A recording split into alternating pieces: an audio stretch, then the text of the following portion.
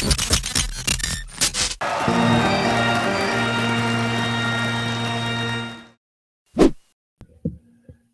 good morning, afternoon, evening. I don't know when you're watching this. We are recording it at just about 2:00 in the afternoon. It's a kind of a wet, rainy spring day. What else is new in Northeast Ohio? Right, Ben? Right? Yeah. I mean, it's the weather here. One That's day the it's weather, 70 degrees and sunny. Next day it's 12 degrees and snowing. So yes, exactly. You never really know, but you do know that you're here with us on another episode of the Sports Show with no name. We still don't have a name. We've embraced it. I think we love it at this point. We don't want a name. Don't give us names. No names. Don't call us names. We're just gonna talk about sports. We don't need names. We need names though. I'm Chad. That's Ben. You guys, you know us, right? obviously, Maybe somebody knows us. Do you know us? maybe. Somebody knows us. What are we going to talk about today? We're going to talk about, I guess we'll get to some quick headlines in a minute. We got to talk about what's going on in Ohio State, or with Ohio State and Columbus. But we got to obviously talk about the men's Final Four. We'll get into the little bit of the women's Final Four. The fact-finding mission was, I only had so much time in the last couple of days. Right. I didn't find that much information. I haven't had much time yet. My kids are excited to go back to school today. Their spring break is over, so they're bouncing off the walls. And then we got to talk about the first week of the baseball season. It was really lit for some teams. It was. Not for other teams. Not for other teams. The Mets. We'll talk about that in a little bit. A's. Yes. We all expected that, though. Yeah, we all did expect. I'm really sad, man. Yeah, the A's have more errors than they do runs scored, and possibly more fans in attendance. Yeah, I don't know, dude. It's that bad. That day against Cleveland, they showed the screenshot right about opening pitch, and I mean there were maybe like 400 or 500 people in the stands. Like, yeah, dude, it's bad. And did you see that Oakland granted them a 5-year extension for the Coliseum? Really? Who wants to play in the Coliseum for 5 more years? That's the point. They want a new stadium. Like, they need something that's not falling apart. Like, yeah. I mean, I've heard people talk about how sewage will literally leak into the clubhouses at that stadium. Like, there's big problems. I feel like Oakland gave them the 5 years because, I mean, one, it gives them more time in Vegas to build their stadium. Mm-hmm. And if it doesn't get done, and they were going to leave in 2 years, 2027. Yeah. So they're already planning on it being done in 2 years. So now it gives them more time to, make sure everything, works right, built correctly and stuff like that. And but if it turns out that the A's are going to be like, hey, we're staying in Oakland, well, then it's going to be like, well, then what's the point of even saying you're moving to Vegas? Could you imagine building a multi-billion-dollar baseball stadium and waiting for the A's to come and they just don't show up? Right. Stood up at the ball. You bet. Major League Baseball, can we please have a franchise? We have a stadium. Right. Like, what do you do? What do you do then? Hold high school state championship games there, I guess. Could. It seems like it's going to be cool. The concept was pretty cool. Did you see Brent Rooker taking shots? Did you see that? Yeah, I did. About the batting averages. Yeah. Yeah, I did. So he's like, wait, Brent Rooker wouldn't hit 300. He's like, dude, I'm in spring training. Like, come on now. Right. Take it easy, man. So let me get there. It's a couple years from now. That's funny. Let's get to our headline. Well, I really only have one headline. Besides, I just wanted to say I do feel bad for Oakland, man. I mean, they've already lost the Raiders a couple of times. Now it seems like it's permanent. I don't think the Raiders are ever going to go back to Oakland. They're losing the A's. I mean, the Warriors are there-ish, but they don't claim Oakland. It's Golden State. I don't know, man. I feel bad for Oakland. Whatever. Sad. Tradition. Just a lot of tradition there. I mean, the A's, the Raiders, like Bo Jackson and Reggie Jackson. It's all the Jacksons. Whatever. Ricky Henderson. Ricky Henderson. I mean, dude, it's literally Ricky Henderson. Draco McGuire. Like, come on. Dude, it's literally Ricky Henderson Field. Like, I know. That's what they call it. I know it. It's a sad move, but whatever. Time moves on, I guess, and things get left behind and things get forgotten. That's the way it goes. But I did want to talk about Columbus a little bit. Ohio State football team finally has a running back coach after Tony Alford left and went to Michigan for whatever reason. We talked a little bit about it off the show. I understand why he left. I get it. His contract wasn't going to be renewed. It sounded like this was going to be the last year, of him being the running backs coach anyway in Columbus. And, I don't know if that thing didn't go well, like if they lost to Michigan for the 4th straight year and, if they cleaned out the coaching staff, he for sure would be a guy that wouldn't be coming back. And I think maybe he just felt like, I told you, maybe he felt like he was going to have to start over at a little bit lower level. So instead of that, you go to Michigan and You stay at the Power 5, you stay at a major football program. I don't know, Michigan may be on their way down a little bit, losing 40 some regulars from last year's team, but it's tough to reload that. But yeah, I don't know. Who knows what's going to happen there? But yeah, Alford's gone. And in is Carlos Lachlan from Oregon. He was the running backs coach there a couple of years. I don't know much about him, Ben, other than the fact that he's a tough guy. He used to be he's a former corrections officer and a police officer. So what do you think? Maybe he brings some toughness to that squad, maybe that position? I definitely think he does. But I wanted to go back to what you said about, if Ohio State does, lose to Michigan, and they overhaul the entire coaching staff. I think there's only, off the top of my head, I think there's only one coach that you have to keep, and that's Brian Hartline. Yeah. His ability to go out and recruit these receivers, not only receivers, but just players in general, it's beyond none. Like, he's probably arguably one of the best recruiters in the country. And I think if, like you said, even if you go 9-3, 10-3, 10-2, I think you see some changes on the staff. Yeah. And I don't think he's one of them. I think you have to retain Brian Hartline at all costs. Yeah. And a lot of people might say Larry Johnson, but listen, Johnson's getting up there in age a little bit, I think if you're going to start over, I don't know that you keep Larry Johnson around necessarily, I don't think you do either. Yeah. I think you're right. At this point, I think it's all he's just there until he wants to hang it up. Yeah, for sure. They're not going to force him out. Yeah, they're not going to. And listen, unless they stop getting pressure on the quarterback and they stop getting off the snap. And right now, they're recruiting pretty well at the defensive end position for the 2025 class. He's still putting guys on the roster. And I think it's sometimes not fair that we hold these guys to the standard of like Joey Bosa, Nick Bosa, Chase Young. Where are these guys? We don't have a Bosa or a Young.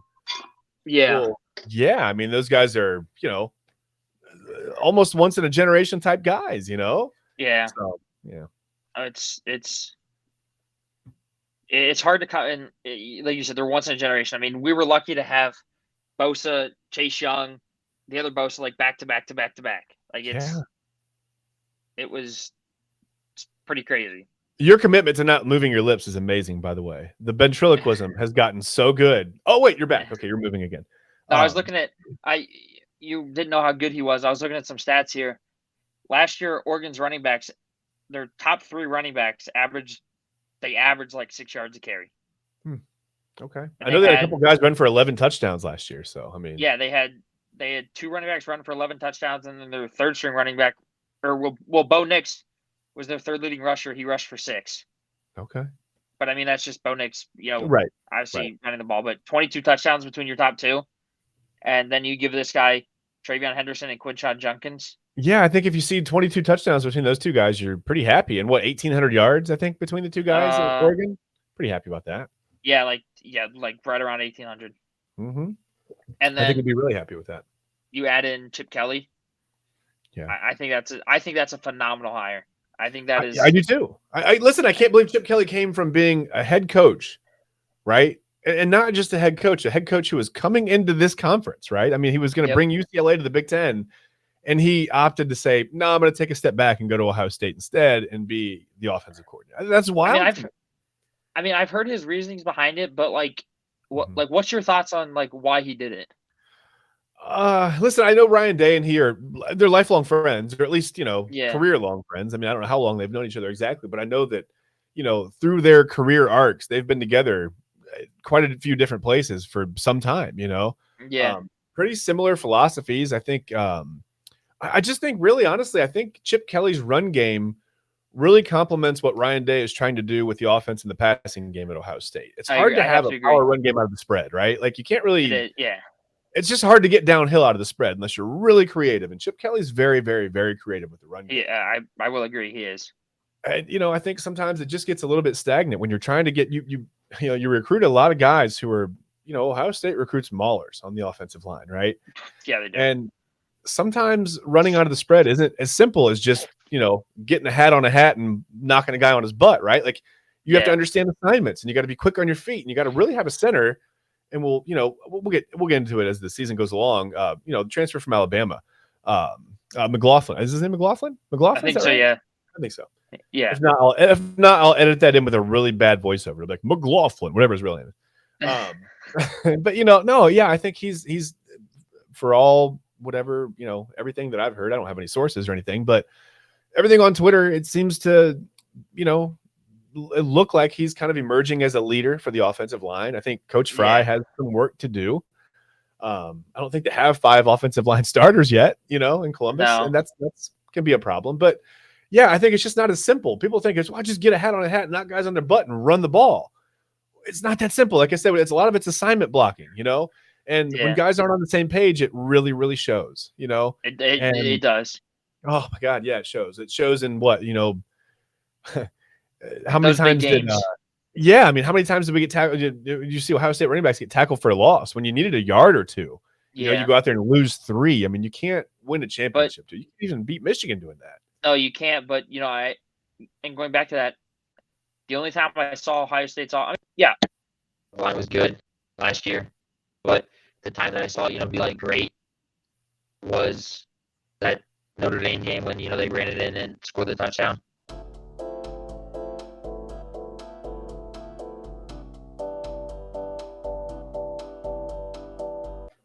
Okay, we're back after some technical difficulties. I'm not sure. Who knows what that's going to sound like when we go to see the recorded file. Maybe that was bad for the last couple of minutes. We'll find out. Anyway, we were talking about Ohio State and the Carlos Lachlan hire and just how that's going to affect, the Ohio State running game. Talking about how difficult it was to kind of get downhill and run, have a power running game, I guess, out of the spread offense. Urban Meyer seemed to figure it out just fine with Ezekiel Elliott. But I think Urban Meyer would tell you that they used, some elements from Chip Kelly's offense there. With Tom Herman and If you look at that offense though, they use Zeke to set up the pass. Yeah. And then, if you look at those games against, in the college football playoff, Zeke didn't really do anything until the second half, but that's because he had the ability to, because the defense was so worn out from, him early in the game, getting those, short 3, 4, 5 yard carries back to back to back. Yeah. And then that occasional deep shot. Yep. But it was kind of like then, in the national championship games, we kind of reversed it. We took the deep shots, and late in the game, Zeke just ran it right down their, right through their hearts. Just I'm gonna show you that I'm the better running back, and I'm gonna rush for 200 yards against you. He did it too. Every game it was wild. Wisconsin, Alabama, and Oregon. It was wild that run he put together. Yeah. He put together. Some guys would have been really happy with that season. The stats he had for those 3 games. That would have been a great season for some guys. Right. Just unreal. And I guess the only thing that really is remaining to be seen about Lachlan, obviously we want to see how he coaches, but we're also concerned, in Columbus with Ohio State with how he recruits. So he's got to be able to recruit well, right? You got to fill that running back with guys. You got to be able to recruit. Yeah. I don't know if you saw, but did you see who Deion Sanders just hired? No. Warren Sapp as the Colorado's new defensive line coach. Really? So you know the thing about playing defensive line. Right? Like you said, you got to be able to recruit. And who wouldn't want to, if you grew up playing football or around football, you know the name Warren Sapp. Absolutely. I know the name Warren Sapp, and I played baseball and soccer. Right. You know the name Warren Sapp. And that was a little before your time, too. You're a little younger than I am, And, you talk about a recruiting tool. That's a huge recruiting tool. Like, hey, Mom, I can get – or, hey, Dad, I can go get coached by a NFL Hall of Famer or some random dude over here at Alabama. Yeah. You've got NFL, ties there.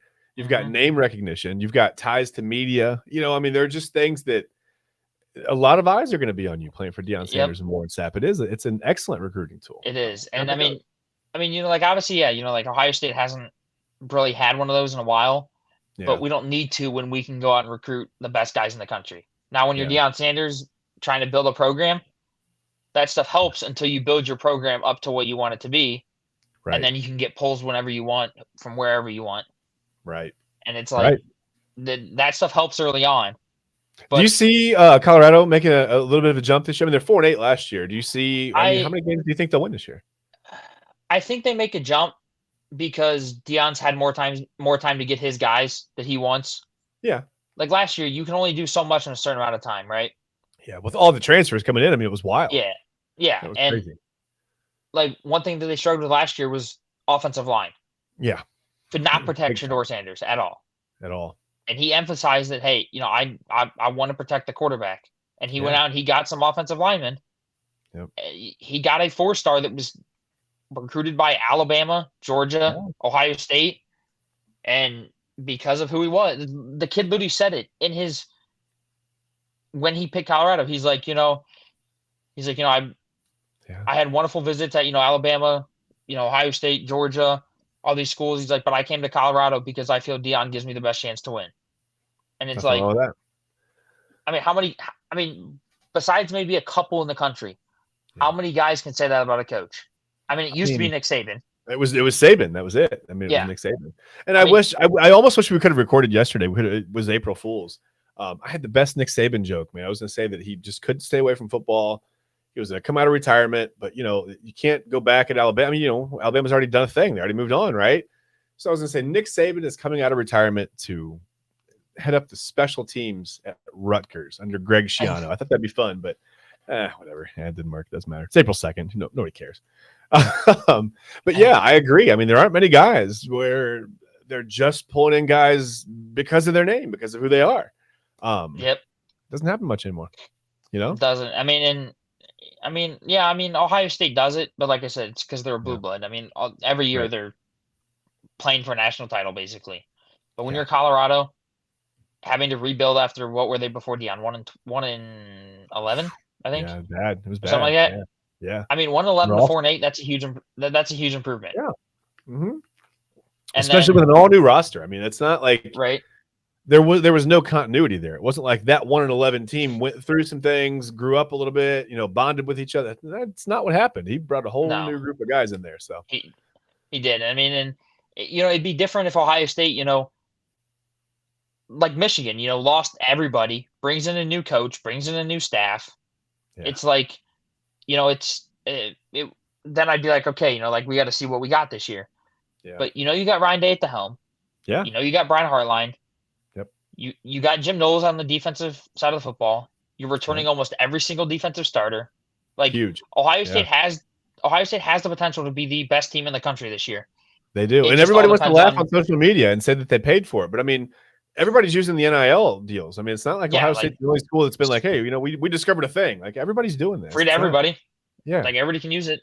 And you're telling me that these big schools that have been successful the last couple of years don't have the boosters and the resources to go out and get these guys big NIL deals. Like you're telling me Alabama doesn't have the resources to give these guys huge deals. Look, Nick Saban may not have wanted to deal with that stuff head on. And I mean, I think that was, he said it. I mean, that was a big part of why he retired. Yeah. The game had just kind of flipped. And listen, he said he was happy for the players. It's not that, he doesn't think they should be getting paid, but I think I agree with him in the fact that like NIL shouldn't be used simply as a recruiting tool, right? Like you shouldn't have to go to a high school. Yeah. You shouldn't have to go to a high school and throw $850,000 at a guy to get him to come play safety when he may not start for 2 years or whatever. And he's going to transfer around because it was a $900,000 NIL deal here. Maybe it should be a little bit performance based. I mean, maybe there's a budget that you can use in recruiting, but we shouldn't be throwing $1 million deals at 17, 18-year-old kids just to get them to step foot on campus, right?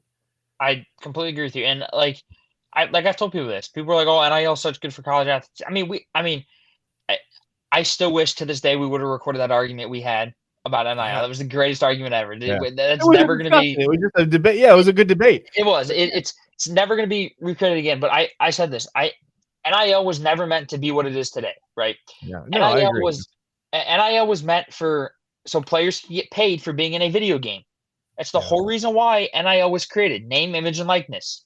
That's every NFL player gets paid for being in an NFL video game. Sure. It's what it's for. It wasn't supposed to be, I'm going to go out and get a $5 million NIL deal from this company and be rich playing college football and not giving a what. Yeah. It was meant, like you said, I think it should be, I still think it should be based off, like, hey, I'm going to go out and I'm going to recruit the best players. If they perform, they get an NIL deal. If they don't, if you come here and you start your freshman year, we've got these 10 or 12, NIL whatever programs, right, that you can get involved in. But you've got to start. You've got to start at least like 4 or 5 games. You can't redshirt. Things like that. I think it needs to be regulated a little bit. These guys deserve something, right? We know that they all deserve to be paid because I always go back to the story of Khalid El-Amin when he played basketball at UConn, right? Star point guard for UConn when they were in their one of their first runs. when I was a little bit younger, around my college days. Again, star, right? Absolute star of the team, leader of the team, Khalid El-Amin. I mean, he made the team go. He talks about how he used to walk around on campus looking for food. I mean, he would have sometimes only his, allotted meals, which as an athlete sometimes isn't enough, right? Like you're training, you're lifting, you're doing all that stuff. I agree. Lunch and dinner isn't going to cut it, right? Like you need something else. You need some more protein. You got to have some nutrition in your diet. He was basically walking around begging for food on campus, and I agree. And that's, shouldn't have that. Like, you shouldn't have that, and that's what I'm saying. Like, I mean, obviously, I don't want to get that whole discussion we had before, but that's when I said, like, I think NIL should all be tied in with the school. Like, athletes should be able to get food whenever they want. Yeah. Or at least give them, instead of 3 meals, give them 6, right? Like, let them eat 2 meals a day or 2 meals at a time. Like, let them eat more food. Let them save the food so they have it for later. Like, I get college. Like, I get college can be hard, right? And that's what, they don't want to blow all their money on, every single kid. I'm not saying you have to give every single kid 6 meals, but like you said, these athletes are what bring you in a lot of money. Yeah. Like, you're telling me, like no offense to no offense to the kids that go there, to get business degrees and stuff like that, but you're not bringing in billions of dollars every single year to the school, right? No, there's no rare instance where somebody may get a grant to, that's given as, a grant to the department or whatever, Yeah. Yeah, but you're right. I mean, it's not, they're just not bringing in money the way the basketball and football teams are. They're not. Yeah. And I think those guys should be rewarded, hey, we'll give you 2 meals a day. Like, hey, you can get 2 meals each time you go. You can save the food if you need to. You can take it home, save it for later. If you need a snack, if you need a snack after practice, stop by. I mean, even if you had a building where all the players live when they first get on campus and you cater, at night or something, just an extra meal, something where guys can grab a couple sandwiches and put them in the fridge or whatever. We shouldn't have guys that, at the status of Khalid El-Amin walking around UConn begging for food. I mean, that's agreed. That's insane. And he talked, people would recognize him. It was embarrassing, man. I mean, it's terrible. I mean, my favorite, story of, players not having enough resources was when Deion Sanders was at Jackson State, when they had that whole water outage or whatever, or shortage. He went to Dick's, and those huge Gatorade water coolers. Yeah. That you put Gatorade and water in. I think he bought 6 or 8 of those. Yeah. Filled them up with water and would carry them around in his truck and bring them to practice so players had fresh water. Right. But people still want to question this guy's motivation. Like, he's obviously he cares about his players, man. Let's not talk about this anymore, And during that time, it obviously you don't want to eat food without a good drink, right? Right. And a lot of those guys, aren't drinking pop. They're not drinking, all this stuff that harmful for their body. A lot of times they're drinking water and milk. You want to stay healthy. Yeah. And maybe Gatorade to replace some electrolytes, and that's it. Right. And not only was Deion giving them fresh water, every single day they were going over to his house to get food. Right. Because they wanted fresh food. And like you said, people are going to question his loyalty and his, leadership. How many coaches do that? He's done nothing but take care of his kids since he's been a coach, man. I think it's obvious that he cares. I can't believe believe it's even a discussion. And he cares about him, and I know this is far from NIL, but I love his whole motto of, I recruit your kid to turn him into a man, not a football player. Yeah. And it's dude, that's if he happens to become a football player along the way, fantastic. But first, we're gonna teach him how to be a man. And my favorite line from Deion Sanders is, he's like, if you ever disrespect a woman, you ever hit a woman, you ever he's like, you ever lay hands on a woman, he's like, you're off the team. He's like, you're done. I don't want to hear it. No story, no excuses. He's like, you're done. He goes, we don't treat women like that in my program. Fair. Absolutely fair. And I was like, dude, I respect that dude a whole lot more, because I get it. Listen, people make mistakes, but that's not a mistake I'm willing to put up with either if I'm a coach. Again, that says a lot about your character to me and your commitment to life in general. Yeah. Mm-hmm. If you can make that mistake, you're gone. You're gone. Yep. You're gone. It's just, college sports can be crazy, like you said. I mean, especially back, like you said, the days of, before NIL, like you said, players were like, it was the Wild West, man. It was. I just watched a 30 for 30 on Phi Slamma Jamma. If any of you know who that is. Yes. Phi Slamma, Houston basketball, right? Mm-hmm. Their one point guard, they said he pulled up in a brand new Corvette, right? This was like the 1970s. Yeah. Now in the 1970s, how are you getting a brand new Corvette? NIL, man. Where's that, right? So like NIL's been around for a while. It's just that it was, the star players that got it before, and now it's everybody. Yeah, there was no NIL collected before. There were just brown bags and suitcases and whatever else the money came in before. Yeah. Before we move on from this topic, my favorite NIL story ever is the one from Tennessee, where they were giving players $50,000 in McDonald's bags. Yeah. That's it favorite happened. Story ever. It happened all over the place. Don't think it didn't. If you can think of a school, if you can think of a major school from the 1970s through now, it happened there. You know what I mean? You can pretty much name the school. But let's move on. I want to talk about the Final Four this weekend. This past weekend was all the regional finals were pretty kind of like they were crazy in their own right. Has Illinois scored yet? Illinois has not scored. It's going on 4 days now. I think they haven't scored since the beginning, since that first half. That was wild. We got to talk about that. First, I want to talk about Alabama because I just don't know a lot about Alabama. I know they're coached by Nate Oates. They were 25-11. They're in their first ever Final Four. I don't know if that surprised me. I guess I was a little surprised. Alabama's had a decent program at different times. But yeah, first ever Final Four. I guess you lose Nick Saban and you gain a Final Four basket. You give and you take, right? So here, it's the start of an Alabama basketball dynasty. Who knows? Could be. I don't know. They were the 4 seed. Obviously. I just don't know much about them. How do you feel about Alabama? Do you know much about Bama or no? Only thing I know about their coach is something I love from their coach. Yeah. When they went on that run a couple of years ago to the Sweet 16. Yeah. Their coach allows the players to run their own plays as long as it's not hurting the team. He won't call plays. It's all up to the players. But once it starts affecting the team and hurting the team, that's when he steps in and starts calling plays.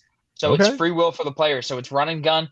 Players can do whatever the heck they want. If they want to throw alley-oops off the backboard, if they want to do behind the back no-look passes, as long as it's working, he doesn't care.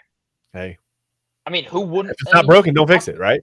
Right? But talking about having fun, who wouldn't want to go to a team and have fun, right? Yeah. It's all serious in practice. Like, he works on the plays in practice. Yeah. But it's all free will to the players on what plays they want to call, when they want to call them. And that's awesome. I love that. Wouldn't want, right? Like, who wouldn't want to play for a coach like that? I love that. It gives you time to gel really as a team and actually come together as players, and not just have someone barking at you from the sideline, from the bench, telling you what to do all the time. Not that coaches aren't necessary, but sometimes you need to really gel as just the 5 guys out there on the floor. Yeah, and especially like we talked about last week. Like when you're trying to fit into a system, as when players are leaving after 1 year, if you tell a player, hey, go out there, just relax, be yourself, just have fun, that makes it a whole lot easier to play at a high level. And when they know you mean it, they have to know you mean that as a coach. And when as a player, when you have that kind of backing, like you said, that's like, that's unabated freedom. It's amazing to play under a coach like that. It's all you have all the confidence in the world. Exactly, because your coach has the confidence in you. Yeah, and like he said, it's usually obviously it's like the point guard or like a senior captain that is the one calling the plays.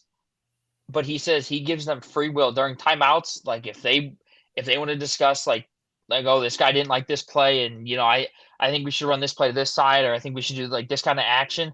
He lets the players fully discuss it in a timeout before he chimes in and gives his intel. And like you said, I think that only allows the players to mesh better, because then when you get late in the season like this, you've had so many reps at these plays, so many different actions, motions, all that kind of stuff, and it's like, man, like we're really gelling, like we can do this thing, and like I think that's cool. Like not many coaches do that. I see why, but the fact that he does it, now they're in a Final Four, it makes it kind of cool. Yeah, I get wanting to have that control, but I also understand. What better haptic feedback than to let your players? You know what I mean? Like they know what's going on. You feel the game. Yeah, you can feel it as a coach. You're right there. You're in the mix, but you really there's nothing better than the feedback from your players. Might as well just let them go. Let them go get it. Right? I love that. I like that. And then I want to talk about my bracket. I had NC State in the Final Four. Okay, you're not the only one. I know a couple of people that had NC State in the Final Four. That's impressive. Okay. I picked NC State in the Final Four because, like we talked about last week, it's all about getting hot. And, man, they got hot at the right time. Yep. And they are on a roll. They are on a roll. Now, did they have any chance against UConn, Ben? UConn. Here's the thing. I have UConn winning it all, but I want to see NC State win it. Fair. I don't mind seeing my bracket get busted. I like to joke about it, but I never mind. I love the upsets. I don't mind that at all. Here's the thing. I think NC State matches up better against Purdue. Okay. Just because of DJ Burns' size and Zach Edey's size, right? Yeah. But then I think that UConn matches up also better against Purdue. Yeah. Because UConn has that center that's like 7'4" or something like that. And when he's on their court, their plus minus is like. Oh, Klingon. Yeah, he's completely shut down. Listen, okay, yeah. I've got the perfect listen to this. Illinois, when Klingon was on, okay, we talked about how UConn started the second half against Illinois in that regional final game on a 30-0 run. That's wild. Illinois didn't score for almost a full hour of actual real time. I don't even know what to say, but listen, it was Klingon. So when Klingon was on the floor, Illinois shot 3 for 25 inside the arc. That's 12% from the floor inside the arc. And when they directly challenged him, they were 0 for 19. It got worse. They were 0 for 19 directly challenging. He changes the game, right? Like he's not just a big body in the middle, just a big lurpy guy who's going to, take up some space. He changes the game. He had 5 block shots in that game. And from what I understand, there were some, some balls, shots that he got a hand on that weren't counted as block shots by the official scorer, but he could have had up to 8 block shots in that game. Yeah, dude, he's a beast. I mean, so who's a better athlete, he or Edey? Because I've got some numbers on Edey coming up in a minute too. They're going to blow your mind. Here's the thing. I think Edey's a more dominant player, but I think Klingon has the ability to affect the game more. Yeah, I think in short spurts, Klingon can be really. I just more dynamic than Edey, but I think Edey over the course of a full game is probably the more impactful player. But here's the thing. I think if we get that Purdue versus UConn matchup, I think you need Klingon to lock down Edey to give you any sort of chance. Yeah. Any. Yeah. So you're going to have to. But then those two guys, do they cancel each other out a little bit? Does it become a non-factor? I mean, do they go at each other so hard? I mean, both 7-footers. I mean, when's the last time we had 2 7-footers going at each other in college basketball, by the way? Wouldn't that be amazing? Would be. I don't know. But, listen, like I said, UConn is 35-3. I think they're the clear favorite. But right now, I think what Klingon in that game, 22 points, 10 rebounds. I talked about the 5 block shots. He's suddenly kind of like a top 3 draft prospect. He may be the top overall pick. Yeah, could be. We're seeing what Victor Wembanyama can do as a taller. Wembanyama can do as a taller, athletic, rangy kind of a guy. Can Klingon shoot? Yeah, he can shoot some threes. He had a couple threes the other night. Yeah, he can shoot. Absolutely, he can shoot. Yeah, at 7'2", he can shoot the ball. And I think handle it real well, but I mean, if you can shoot the 3 ball, I mean, it opens up the floor. Absolutely, especially as a 7-footer. If you can bring a 7-footer out of the middle and bring the 7-footer who's on him on defense out of the middle, it can do a lot of things for you in the NBA. And I agree. I think DJ Burns, the guy from NC State, the dude that he's NC State. He's the little fire plug. When he gets going, they get going. He came from Winthrop, by the way. He transferred from Winthrop. He did. I think he has to play obviously he's got to play the best game of his career. I mean, you got to stop UConn. Well, he better, because they've won the game. They've won their games in this tournament by 39, 17, 30, and 25 points. So he better. That's wild, dude. I mean, and even if NC State doesn't win this game, if they get blown out of the water, I mean, there's nothing to be ashamed of. No. You're the first ever first 4 team to make it to the Final Four. Unreal. And you're the first ever team with 14 plus losses to make it to the Final Four. Yep. You had to beat Duke twice. Yep. They're sitting there. Yeah. 24-14. You're right. They finished 10th in the ACC. Yeah. Like how many teams can say, hey, we beat Duke twice, once in the ACC tournament and once in March Madness? Right. I mean, even post Coach K, it's an accomplishment, because Duke is still Duke right now. And by the way, have you noticed like everybody is associated with this UConn program in one way or another? Have you noticed that? First of all, Bill Murray's son, did you know this? His son Luke is an assistant coach. Did you know that? I did not know that. No. Like Bill Murray, the actor, like his like Cubs fan, cool. Bill Murray, Ghostbusters, Bill Murray. His son is a coach for the Huskies, and even Maurice Claret was. They brought him on a few years ago. I remember I got him on Facebook or whatever. I see him post all the time that they brought him on as like he's like a recruiting consultant, so he was going and making like recruiting trips, and he was having meetings with guys, like on Zoom or whatever over COVID. He was talking to guys that, it was kind of cool. So Claret is a UConn guy now too. But yeah, just I love their coaches. Go ahead. I love their coach's reaction. The coach is like, we suck in close games, so we have to win. We have to do with the alternative and blow teams out. Right. Unbelievable. Yeah, Dan Hurley's got them really, really tuned up well. He does. Well, we want to talk about their opponent real quick. Yeah, I want to talk about NC State rather real quick. We said it, man. They finished 10th in the ACC, led by DJ Burns. I'm big lefty, 6'9", 275. Right now in his 4 tournament games, where's he at? 18.3 points per game, 5 rebounds, and 3.5 assists per game. He put 29 on the board against Duke. That's pretty good.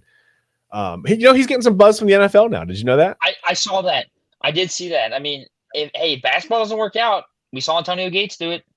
Yeah, absolutely. And I don't know if he's going to go the tight end route. I think they're looking at him more as a tackle prospect.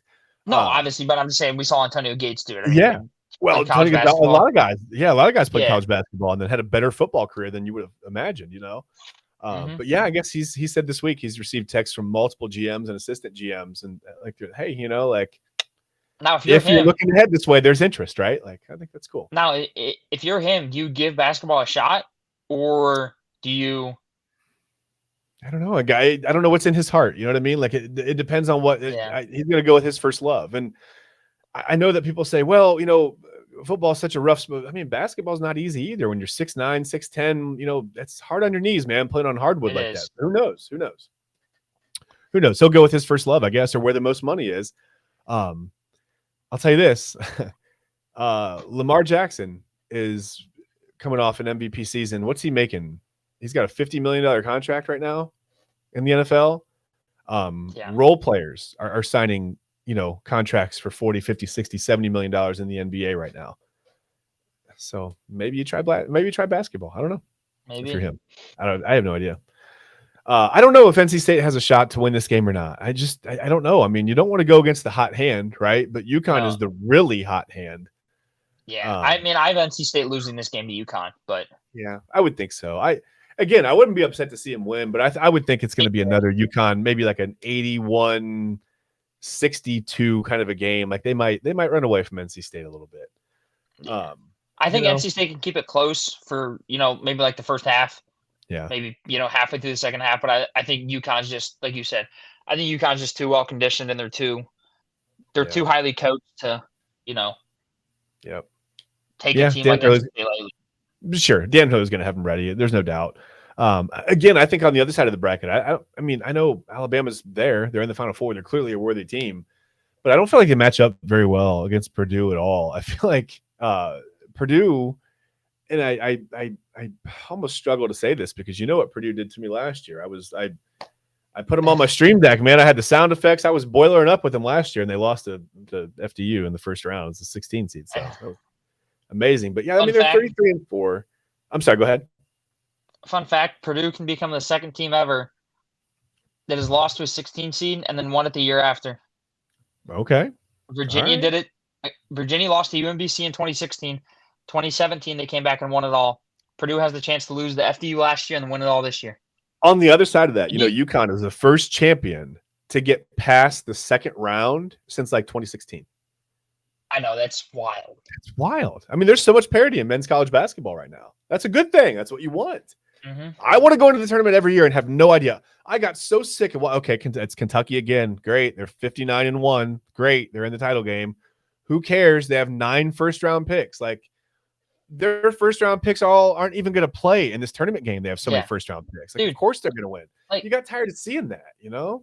I did. Like anyway, Kentucky Devin Booker. Yeah, Devin Booker came off the bench in college. I'm saying, like, this is what I mean. Like, it was absurd. It was absurd. It was absurd. But yeah, And Purdue had like, probably the toughest game of the regional finals, I think. Purdue beat Tennessee 72-66. Edey was unbelievable. 40 points, 16 rebounds. Get this. First player in NCAA history to have a 40-15 in a regional final game. I thought that was pretty interesting. He's averaging 30 points a game and 16.3 rebounds per game in the tournament. That's absolutely wild. He's also the first player since Oscar Robertson to lead the tournament in scoring and actually get to the Final Four with his team, which, again, amazing. I mean, the names here, it's unbelievable. Again, listen to this. I told you I was going to have some numbers on Purdue that were going to blow your mind, right? Zach Edey is the first player since Larry Bird to score at least 900 points and have 450 rebounds in a season. And get this. This is the list of players that he joins, okay? So it's Zach Edey, Larry Bird, right? Elvin Hayes, Rick Barry, and Oscar Robertson. Only guys that have ever done it. That's wild. That's unbelievable.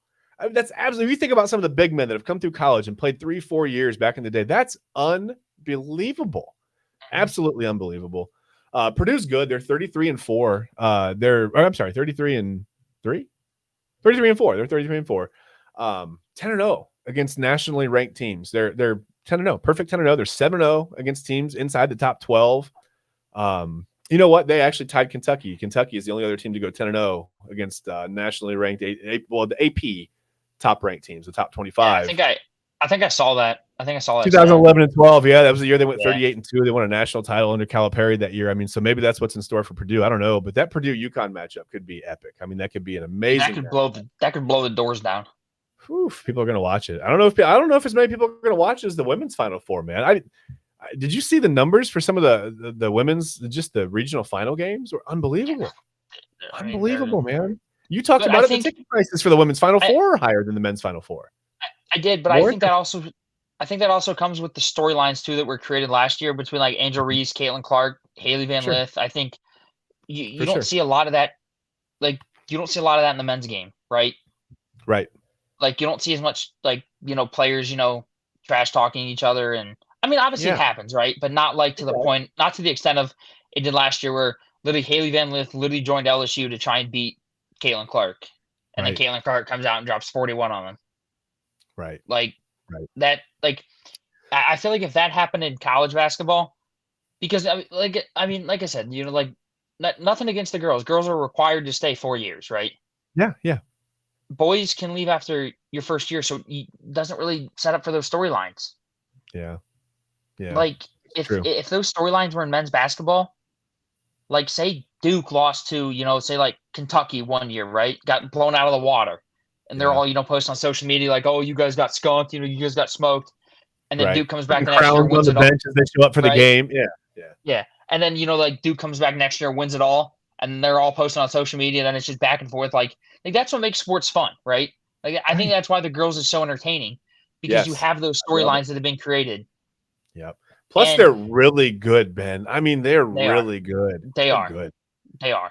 And like I said, like I'm not taking anything away from them because they're incredible. No. But I think the men's would be a whole lot more entertaining if you had those storylines. Yeah, for sure. Maybe. Yeah, I mean, we've had them here and there, like Purdue losing. But like you said, familiarity breeds contempt, and the men just aren't in the game as long. They just aren't there to compete against each other as long. So they just want to get to the NBA. For sure. Yeah. It's a stop along the way, as opposed to like maybe where like women's college basketball might be the pinnacle, I mean, the WNBA isn't necessarily it. I think it's right now, it's all eyes are on women's college basketball, and maybe that changes as Caitlin Clark goes on to whatever greener pasture she goes on to, whether it's the Big Three or the WNBA. I don't know. I mean, if she's gonna go play with Ice Cube for the $5 million, we talked about the $5 million offer from Ice Cube. That's wild. I mean, that's wild. I'd consider it, wouldn't you? I mean, listen, there's no consideration. If Ice Cube calls me today and offers me, I'm on one shoe on my foot. I'm out the door on my way to wherever I got to go. I'm there. Like I'm leaving. That's it. I don't know if I'm going to earn that $5 million, but I'll take it.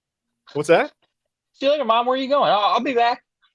It doesn't matter. I'll have $5 million when I come back. And I don't know if I'm, like I said, I don't know if I'm going to earn that $5 million, but I'll take it. Real quick, I want to ask you, since we're talking, do you want to pick your national title winner right now? Do you want to do that? UConn. Yeah, I think it's UConn. I think it's going to be UConn and Purdue, and I think UConn's just too much. I think They're a little bit too much. Although I wouldn't be surprised to see Zach Edey have a really nice game against UConn. I think UConn wins it. I think they win it. Yeah, I do too. Yeah. Okay. Let me ask you this. Since we're talking about the Final Four, let me end this topic with a little bit of trivia for you. We're going to see how well you know your single game NCAA records. Ben, who holds the single game scoring record for an NCAA Division I tournament game? Do you know that? And if you can tell me how many points they scored, that's a bonus for you. I know it's like over 60. I know that. I think.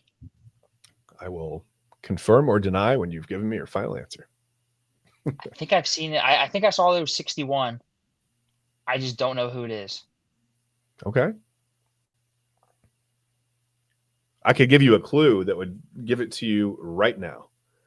Okay, what's the clue? I'm not going to give you a clue. I just said I could. Okay, who is it? It's Austin Carr, man. Get that weak stuff out of here. Austin Carr would tell you to get that weak stuff out of here if you didn't know that. He'd be so mad at you. 61 points is right. Yeah, 61 points is exactly against Ohio University after the first round. Yeah. I saw the all Ohio related there, man. I saw how many he scored, like how many scored. I just couldn't remember the name. I knew it was 61. AC put up 61 against Ohio. He went to Ohio State, right? Or where did he go? Where did he go? Notre Dame. He went to Notre Dame. Oh yeah, Notre Dame. Yeah, that's right. Yeah. I blanked for 1 second. I couldn't think of it. But then I remembered seeing him in that Notre Dame jersey. We want to talk about the women's Final Four. I think there's some good matchups here. NC State again. By the way, when do you think the last time the men's and women's have had two of the same teams in the Final Four? Have you noticed that? I just saw it the other day, but the last time that the men's and women's teams have both won national title was 10 years ago when UConn did it. Yeah, of course. If it's going to be anybody, it's going to be UConn. It's weird. 10 years ago, UConn's men and women won it. Then 10 years before that, their men and women won it. Fast forward 10 years later, their men and women can win it again. Got a really good shot at it. Yeah, I mean, dude, that'd be crazy if every 10 years you can just pencil in UConn boys and girls are winning it all. Isn't that wild? Like, how does that even work? That's amazing. They trust the process. It's a decade-long process, and it works. It is. So it's whatever. Just be consistently good. Just be consistently good for 9 years, and then that 10th year, you're getting a national title. That's it. I guess what it comes down to is obviously we know about Caitlin Clark, but can any of those teams, obviously they all have players, but can NC State, UConn, or Iowa, can any of them give South Carolina their first loss? I mean, that's what it's going to boil down to. I just think that South Carolina coach, like, kind of like Dan Hurley. I mean, she has them right where they want to be. She has them at the top of the game. Yep. Everybody's focused on Caitlin Clark, and South Carolina might be the best team in the country. I mean, I think they are. I mean, listen, they've been number one. I mean, wire to wire, they haven't. I don't know if they've really even come close to losing a game. I mean, they're really well coached. They're really talented. I don't know. They're just really good. On top of that, I just really think that I think Dawn Staley is just all class too, man. I really do. You heard about the first round matchup where she went and met with, I can't think of the team that they played, but their coach asked her. She requested Coach Staley to come in and talk to the players, and they were so starstruck, when she walked into the locker room and said something to them. I think that's so cool that she was willing to meet with them before. It's a tournament matchup. I mean, it's a big game. Yeah, it's a 1/16. You can, in the women's game, you can go ahead and pen in the 1 seeds over the 16s, but I thought that was really cool. I thought that was a really cool moment.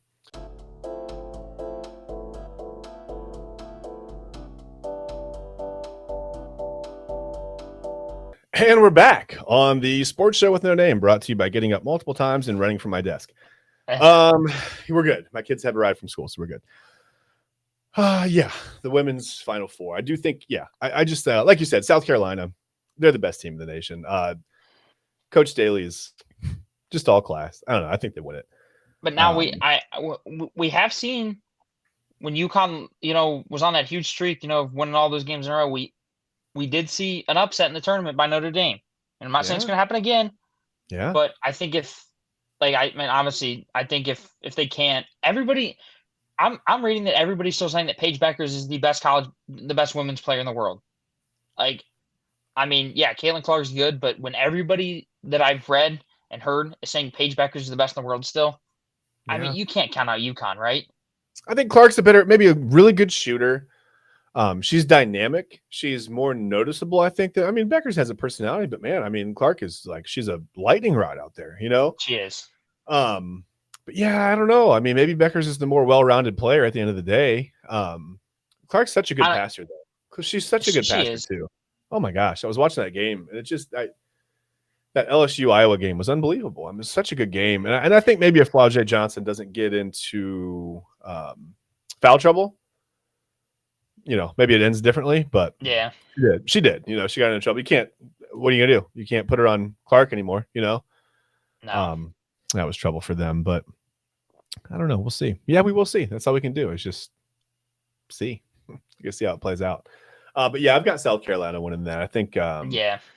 I don't know who wins that UConn Iowa matchup. I'm intrigued by that. You know, I certainly think UConn can win it, but Iowa's looked so good. I don't know. We'll see. We'll just see. I definitely think that if any team is going to beat Iowa, it's going to be UConn, just because of their history and their coach.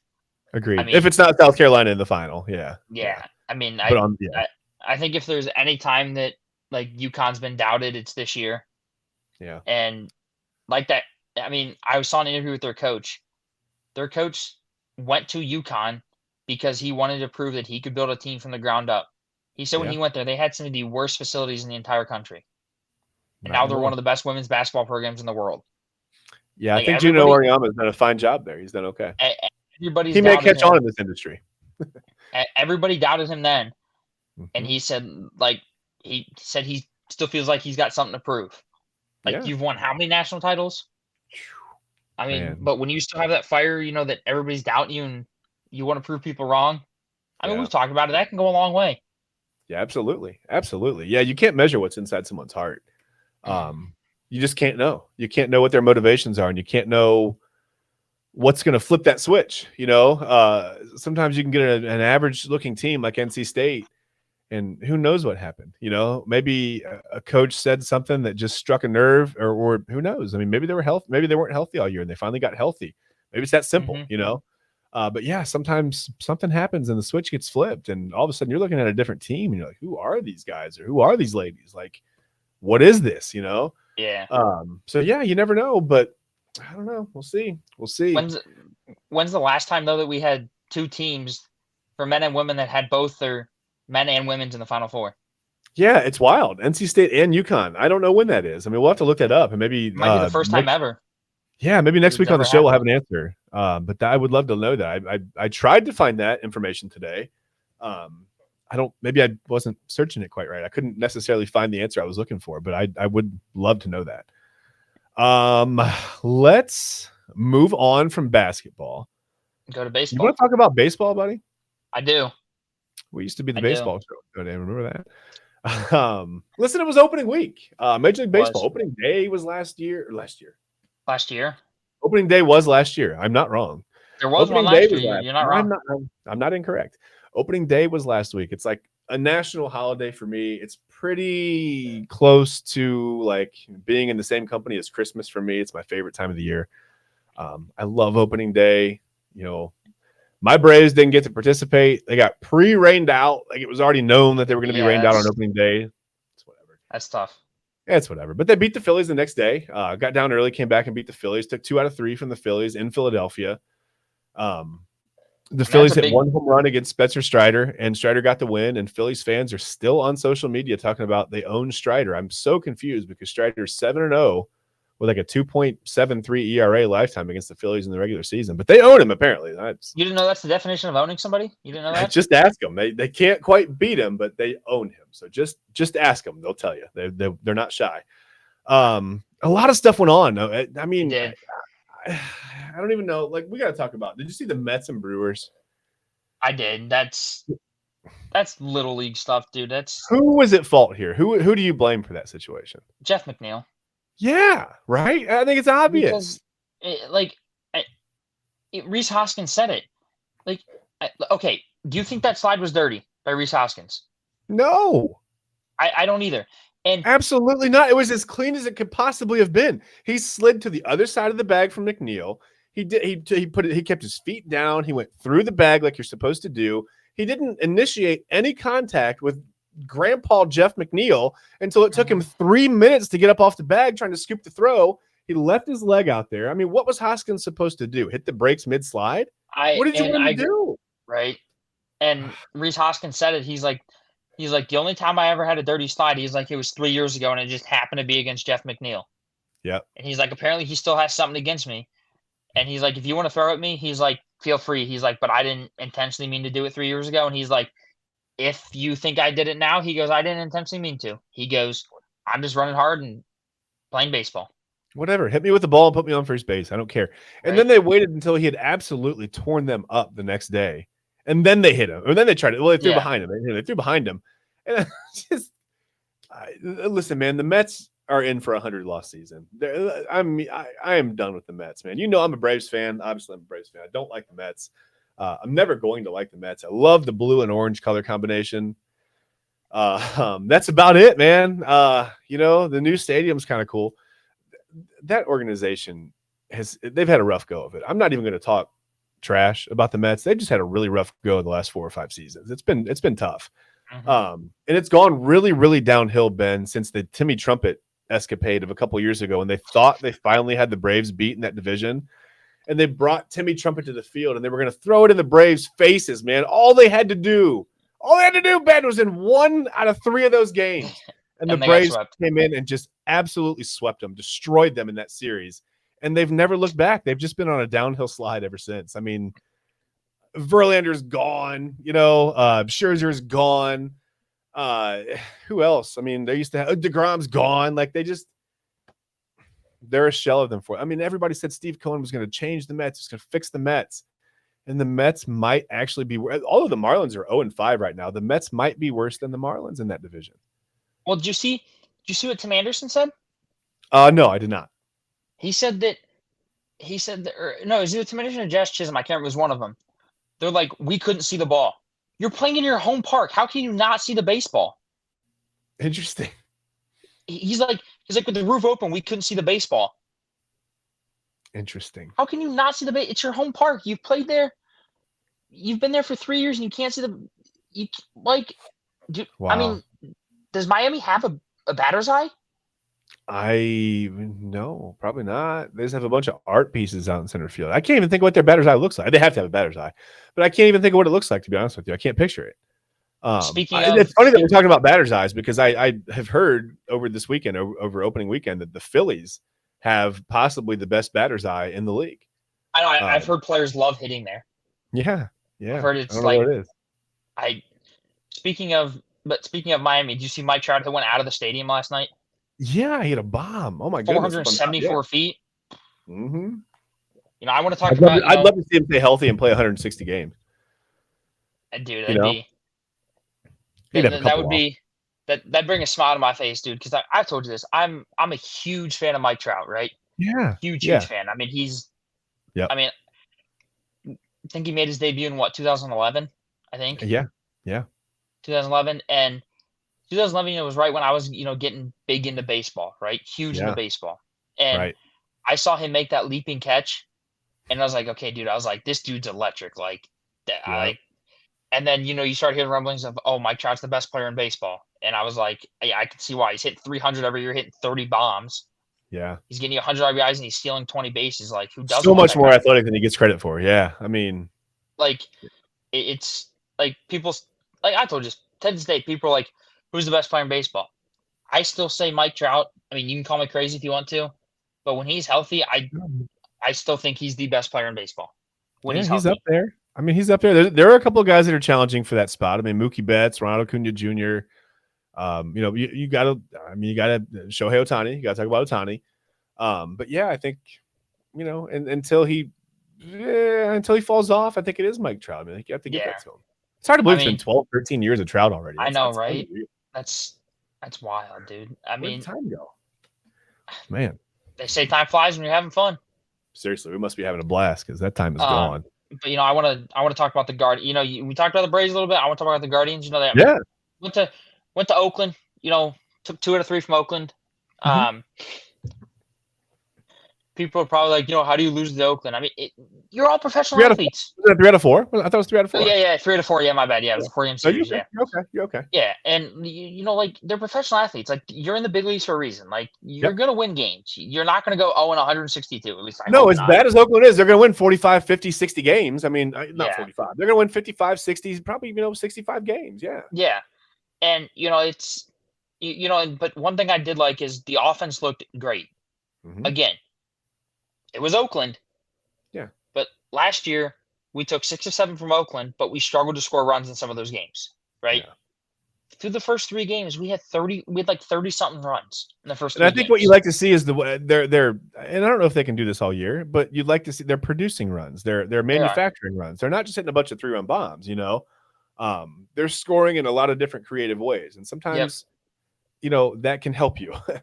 It can. If you're a team that relies on the 3-run homer all the time, you live and die by that. It's tough. When you get guys, everybody seems to go into slump at the same time in baseball. Especially when you're on a bad team, it's like, wow, nobody's hitting right now. But I shouldn't say the Guardians aren't a bad team, but they're not. They don't have frontline talent like the Yankees and like the Braves and like the Dodgers. They don't have. They don't, and they're doing Jose Ramirez. Jose Ramirez is absolutely as frontline as incredible. Yeah, that dude's in. But I wanted to, I wanted to talk about the pitching a little bit. Shane Bieber pitched incredible. Looks like he's back to his old self. His velo's up again. He's sitting around 93 to 94. Whereas last year, he was 90 to 92. Yep. His breaking ball breaks more. He's got more movement on his slider. Yep. Logan Allen went out there and he competed. Tanner Bybee was off, but that's going to happen. You can't be. Carlos Carrasco, welcome back, Cookie. Yeah, it was good to see him in the dugout, man. I was watching opening night. I'm like, man, it's good to see Cookie in the dugout, man. That's cool. I mean, it had a tough start, but I mean, he's went through a lot, man. I mean, it's just to have him back in the not even in the dugout. I mean, heck, if he moves to the bullpen when Gavin Williams comes back, just to have him, when you need that opening, like when you play that doubleheader, right, and you need that 6th starter, to look, when Stephen Vogt looks down the line and says, man, who am I going to start? Oh, Cookie. And there's maybe not a better dude in the league. I mean, just to have that positive influence and that kind of emotional, support, I think on the team is huge sometimes. And I don't know if did you watch Tristan McKenzie start it all last night? Did you watch any of it? I did not see. No, I didn't get to see any of it. Really, dude, I can't listen. Somehow inadvertently, when I canceled all my cable, we don't have Bally Sports. I can't even watch I can listen to the Guardians now, but I can't watch them. Dude, he got shelled. Did he? Dude, his velo's down. His spin rate's down. Everything's down. It makes you think he's still hurt. Like they pushed him back to the 5th starter to let him rest more, and it didn't seem like it worked. Yeah. Like you could just tell in his face, dude. He was so defeated. Like he got pulled, dude. He got pulled, and it looked like he was about to cry, dude. Like I felt bad for him because I'm a huge fan of Tristan McKenzie, but I mean, you pitch, do know it. When your velo's down and you're used to sitting around 90, 93 to 94, and you're down around 88, 90. Like that's a huge difference. Well, when I played, I would have been up around 88, 90. So let's get that straight. No, but you get what I'm saying. You were a pitcher. No, you were a pitcher. I mean, it's when your fastball velo's down and your breaking stuff isn't at the level that it normally is, it's hard to get guys out in the big leagues. Oh yeah, it's hard to get guys out anywhere. Yeah, but in the big league, I can't imagine. Yeah, and I mean, hey, but we fought back. I mean, we were down 4-0, ended up losing 5-4. Yeah, and I just think that's something I like with this Guardians team is the resiliency. They don't quit. Yeah. I mean, they had an inning where they had 2 outs, got the bases loaded, couldn't score a run. Yeah, it's like, I mean, hopefully, sometimes you get your best hitters up with base loaded. Steven Kwan, Jose, Andres Jimenez, Josh Naylor. You hope you could get those guys up with bases loaded. Yeah. But when you have bases loaded and you don't have those guys up, you just need that one person to make that little bloop single or that double down the line that scores 2. And that's just get the ball in play. Make something happen. Yeah. And I've said this before. I've been saying this all year. If Shane Bieber pitches like he did his Cy Young year, he's gone at the deadline, and we're gonna pick up a big name bat in return. But maybe if they're up 3-4 games in this division, I don't think they trade Bieber. You don't trade anybody if you're winning. You don't. I mean, the only reason you get rid of anybody. I agree. Yeah, but I mean, they're not going to get rid of anybody. No, but I mean, like if you're up like half a game, one game, and like you want to, I think you go for it. I think you have to.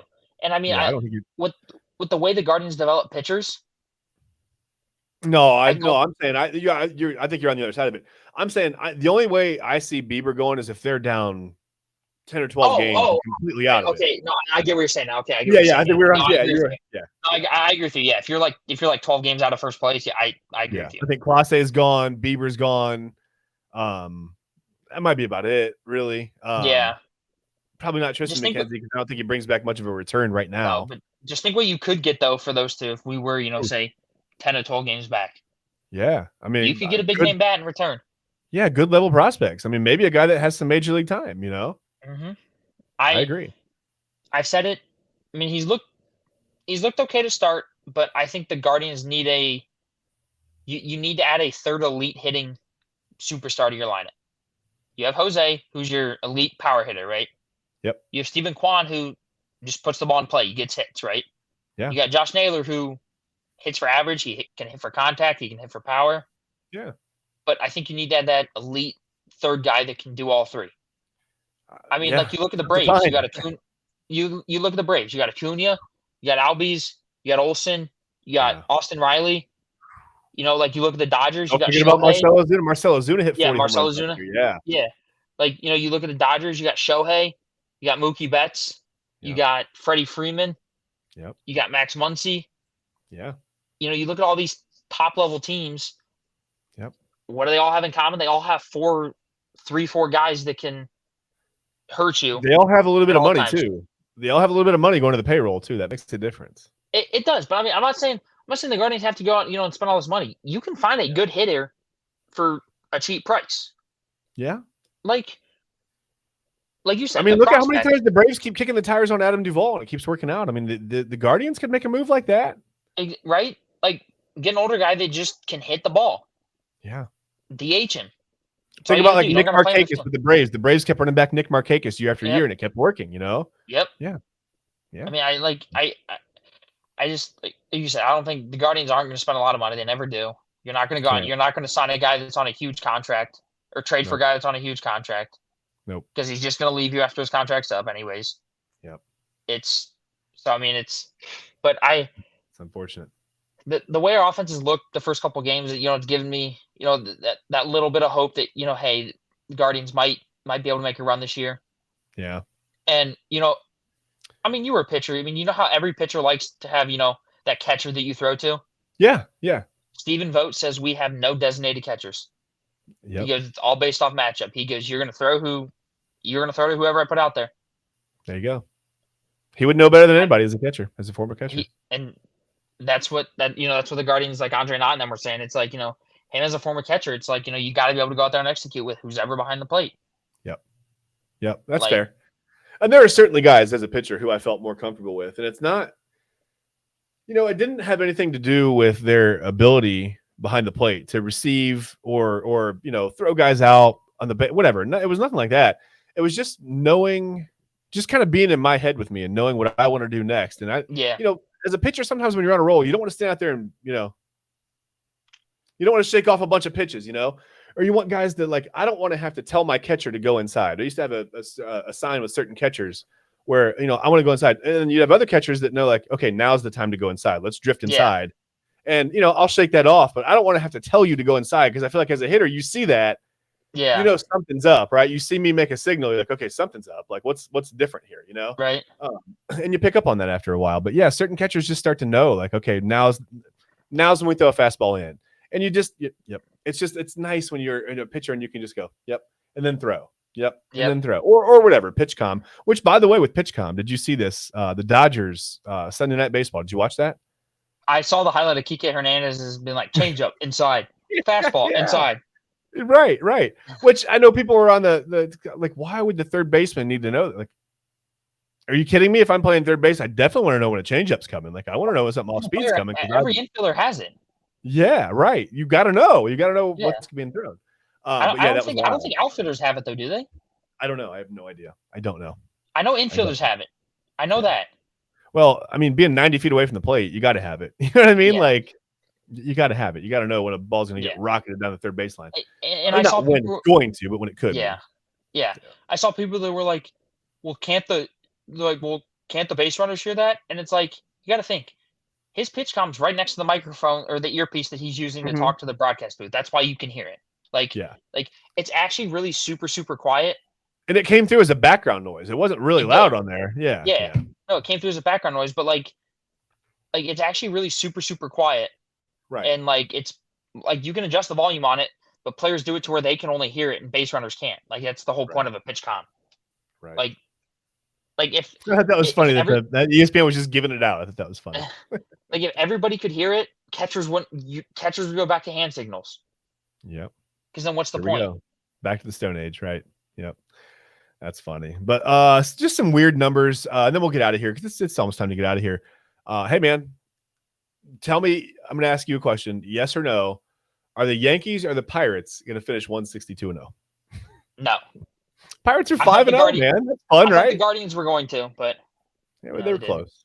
They got close. Pirates are 5-0. That's fun. The Pirates are a different looking team right now. It's 5 games in. Let's not get too excited. They could lose their next 17 in a row and be right back to where they started. No problem. But I mean, you caught it last year. I mean, when the Pirates, over 500 the deadline, you're like, I guarantee you they finished last place in the division, and sure enough, last place. Yep. Yeah. But I think having O'Neal Cruz back though, I think that helps a lot. I mean, he's your star player, dude, 6'7". Yeah. Can run like he's Ronald Acuna.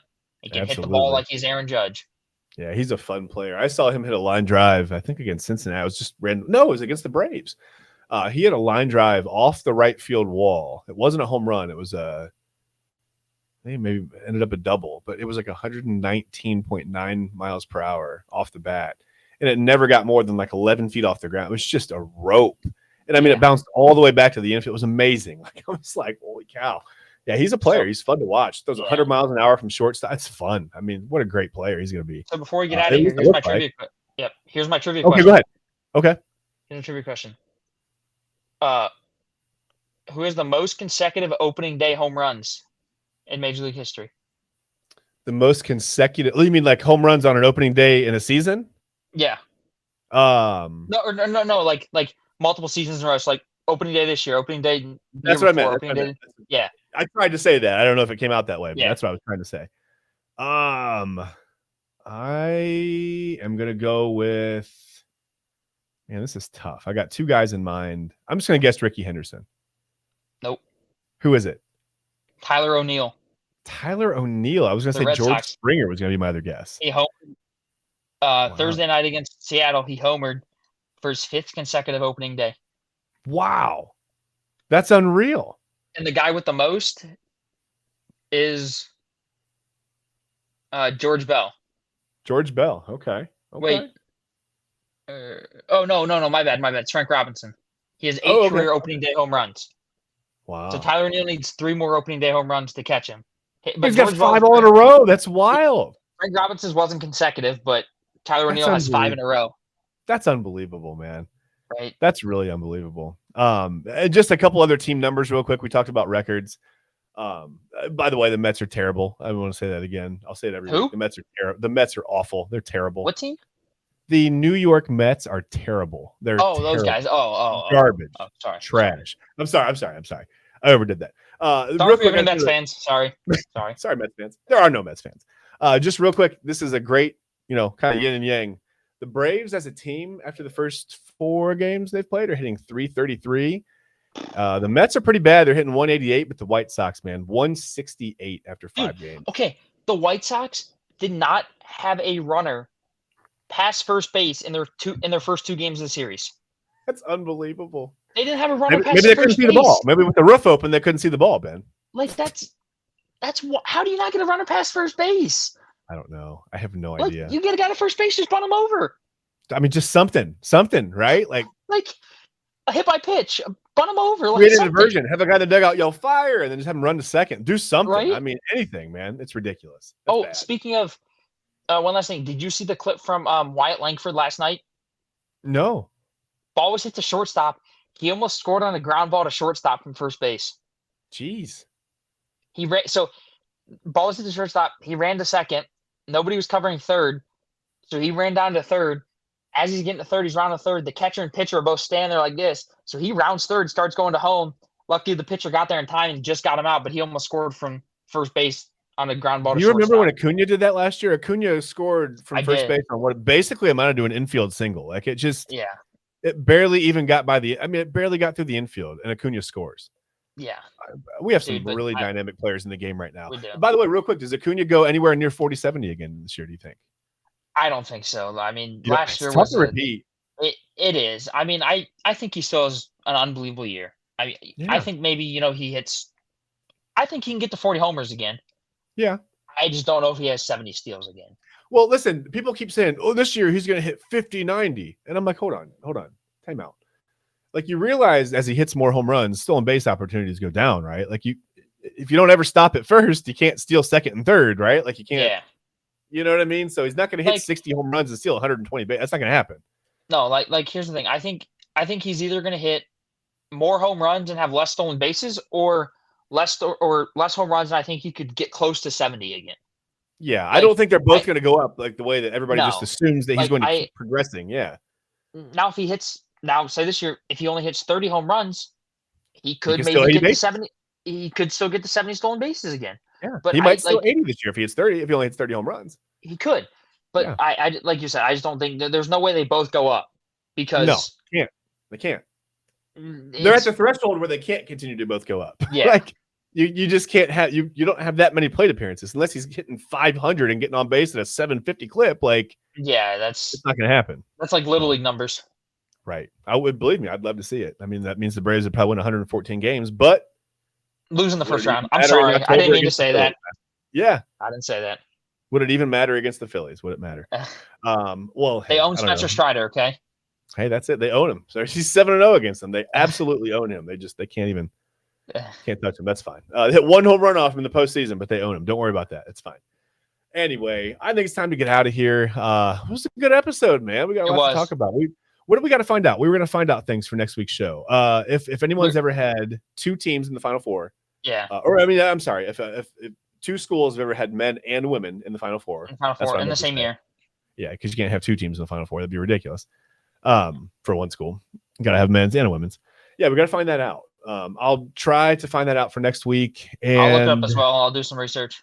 Okay. As well. And we'll just we'll continue talking about a little bit of baseball. We'll talk about the NCAA championship. We'll go over that likely UConn-Purdue matchup and the likely Iowa-South Carolina matchups on the women's side. Maybe we talk some NFL draft. Yeah, we got to talk some NFL draft. It's coming up here. I mean, it's April. Yeah, it's April, man. It's almost time. It's almost time for my anniversary, which means it's almost time for the NFL draft. Everybody was really mad at me. We got married on the day of the NFL draft, so everybody's at the reception running out looking at the TVs. At one point, even our pastor comes up to me and he goes, "Hey," he's like, "just so you know, the Packers just selected B.J. Raji with the 8th pick in the draft." And I was like, "Wait a minute, are you a Packers fan?" He's like, "No, I'm a Vikings fan." I was like, "That's right, you're from Minnesota. I forgot." It was just funny that he came to me with a draft update. Like, he felt like I needed to know that the Packers took Raji, so that was fine. That was one of my favorite moments from my reception. I thought that was really funny. That's kind of funny. Right. But yeah, like I said, that's it for this episode. We appreciate you guys. We will see you next week. Just a little bit of housekeeping stuff. It doesn't matter if you're watching it because you're already watching it. It's already up. But I'm going to try to get this episode up as soon as I can. I hope to get to work on that tonight and hopefully have it up by midnight and hopefully not by 4 a.m. because that was a little bit rough last week. But anyway, for Ben Bales, I'm Chad Bryan. This has been another episode of the Sports Show with no name. And please leave your names out of it. We don't want your names. We don't need a name. We're fine. We could just say, when you address us, say, "Hey, you." That's fine. We'll see you next week on the Sports Show with no name. On YouTube, leave a like, comment, helps us grow. Peace out. Yes.